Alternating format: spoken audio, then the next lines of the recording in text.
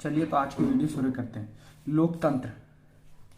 लोकतंत्र विधि सिद्धांत मानव जाति के प्रारंभिक काल से लेकर अब तक विभिन्न प्रकार की शासन व्यवस्थाएं विद्यमान रही है और शासन के इन विभिन्न रूपों को मानव जाति के राजनीतिक विकास में विशेष महत्व रहा है।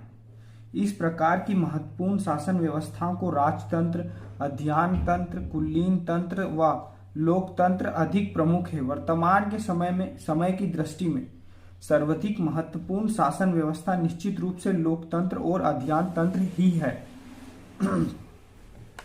लोकतंत्र उदारवादी लोकतंत्र। अरस्तु के समय से लेकर आज तक साधारणतः शासन व्यवस्थाएं के 3 रूप प्रचलित है: राजतंत्र, कुलीन तंत्र और लोकतंत्र। भूतकाल में साधारण रूप से राजतंत्रात्मक और कुलीन तंत्रात्मक शासन व्यवस्थाएं प्रचलित थी, किंतु एक लंबे समय के ऐतिहासिक अनुभव से यह स्पष्ट हो गया कि राजतंत्र या कुलीन तंत्र जनसाधारण के हित में कार्य न होकर कुछ विशेष व्यक्ति या वर्ग के स्वार्थों का ही ध्यान रखा जाता है। राजतंत्र और कुलीन तंत्र में इस प्रकार की प्रवृत्ति पाए जाने के 2 कारण बताए जाते हैं। शासन व्यवस्था के रूप में एक वर्ग विशेष से ही संबंधित होने के कारण शासन जनसाधारण की भावनाओं से परिचित नहीं होता। शासन एक विशेष व्यक्ति या विशेष वर्ग के रूप से संबंधित होने के कारण शासक वर्ग जनसाधारण यानी कि जनता की भावनाओं से परिचित नहीं होते थे। शासन वर्ग जनता के प्रति उत्तरदायी नहीं होते थे, क्योंकि जो भी राजा होते उन्हें जनता नहीं चुनती थी। इस कारण वह निरंकुश यानी निश्चिंत होकर और उनके द्वारा शासन शक्ति का भ्रष्ट रूप उपयोग किया जाता है। शासक वर्ग जनता के प्रति उत्तरदायी नहीं होते थे, क्योंकि उन्हें जनता नहीं चुनती थी। इस कारण वह निश्चिंत होकर उनके द्वारा शासन का भ्रष्ट रूप का प्रयोग किया जाता था। इन 2 तथ्यों के कारण शासन व्यवस्था के मूल रूप में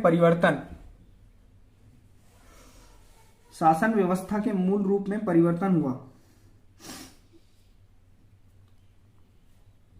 परिवर्तन के रूप में लोकतंत्र को अपनाया गया। प्रारंभ में शासन के प्रकार के रूप में लोक का उदय हुआ। इसके अंतर्गत या तो जनता के द्वारा प्रत्यक्ष रूप से शासन किया जाने लगा या जनता के द्वारा निर्वाचित प्रतिनिधित्व के द्वारा शासन किया जाने लगा। लोकतंत्र यानी कि जो अभी चल रहा है वह है लोकतंत्र। लोकतंत्र के अंतर्गत जनता स्वयं अपने राजा यानी कि अपने प्रतिनिधित्व को चुनती है या अप्रत्यक्ष रूप से जो चुने गए प्रतिनिधित्व अपने राजा को चुनते हैं। जनता द्वारा निर्वाचित प्रतिनिधित्व के द्वारा शासन किया जाता है। लोकतंत्री शासन का यह द्वितीय रूप ही व्यवहारिक था और अधिकांशतः देशों में इस द्वितीय रूप को अप्रत्यक्ष प्रतिनिध्यात्मक लोकतंत्र को ही अपनाया गया। लेकिन कालांतर में यह अनुभव किया गया कि शासक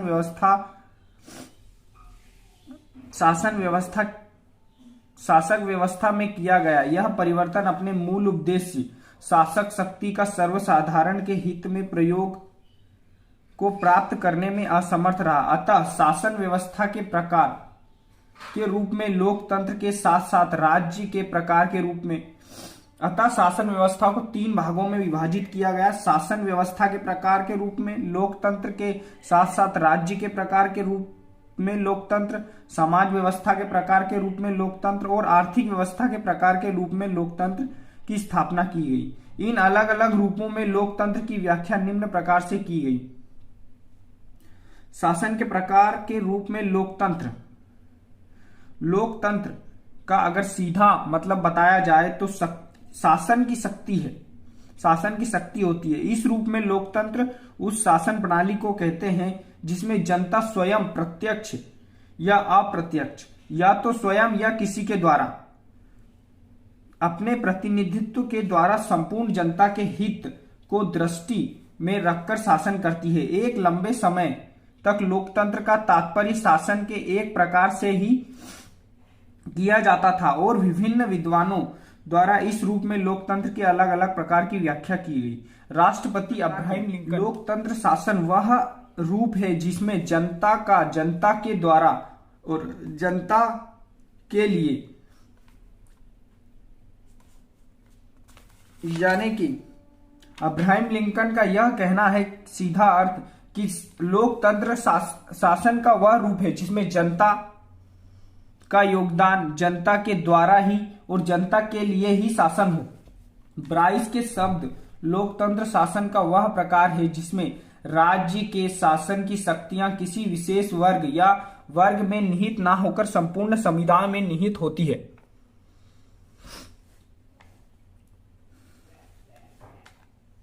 सीले अनुसार लोकतंत्र वह शासन है जिसमें प्रत्येक व्यक्ति का एक भाग हो।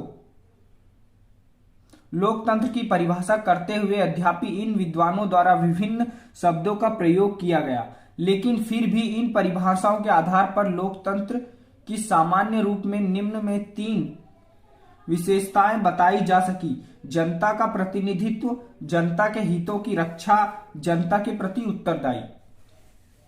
इसके अंतर्गत जनता के प्रतिनिधि सरकार द्वारा ही शासन किया जाता है और इस प्रकार शासन का आधार देवकीय ना होकर लैंगिक होता है। अगर इसका हम सीधा अर्थ समझे तो इसके अंतर्गत जनता सरकार का प्रतिनिधित्व करती है। इस प्रकार शासन का आधार देवकीय ना होकर लैंगिक होता है, यानी कि जो राजा व्यवस्था थी उसका ना होकर एक जनता के प्रति उत्तरदायी होकर शासन किया जाता है। जनता के हितों की रक्षा, लोकतंत्र में शासन का अस्तित्व जनता के हितों की रक्षा के लिए, अर्थात लोकतंत्र में सरकार सदैव एक साधारण साधन के रूप में ही होती है, साध्य रूप में नहीं। लोकतंत्र में शासन का अस्तित्व जनता के हितों की रक्षा के लिए होता है, अर्थात लोकतंत्र सरकार सदैव एक साधन के रूप में ही होती है, ना कि साध्य के रूप में, यानी कि वह सेवा के रूप में होती है, ना कि राज्य के रूप में। जनता के प्रति उत्तरदायी, इसके अंतर्गत सरकार जनता के प्रति उत्तरदायी होती है, अर्थात यदि इस जनता के प्रति उत्तरदायी यानी कि जनता उनको चुनती है, इसीलिए वह जनता के प्रति उत्तरदायी होते हैं। अर्थात यदि शासक द्वारा अपनी शक्ति का प्रयोग सर्वसाधारण के हित में नहीं किया जाता है तो सर्वसाधारण द्वारा शासन में परिवर्तित किया जा सकता है।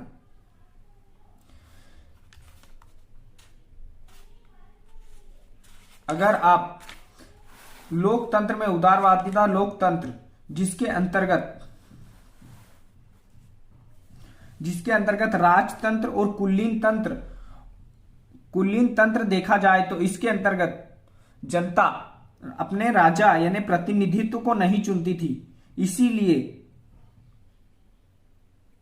यह एक विशेष वर्ग और विशेष जाति के लोग ही शासन करते थे। इसी कारण शासक जनसाधारण यानी कि जनता की भावनाओं से अपरिचित थे, लेकिन लोकतंत्र में यह बिल्कुल भी नहीं था, क्योंकि उसके अंदर जनता स्वयं ही प्रत्यक्ष या अप्रत्यक्ष रूप से अपने शासक को चुनती थी, इसलिए उनकी भावनाओं से शासक परिचित था। आज का क्वेश्चन आपको यह बताना है कि लोकतंत्र में सारी शक्तियां किसमें निहित होती हैं और इसका जवाब आपको कमेंट करना है।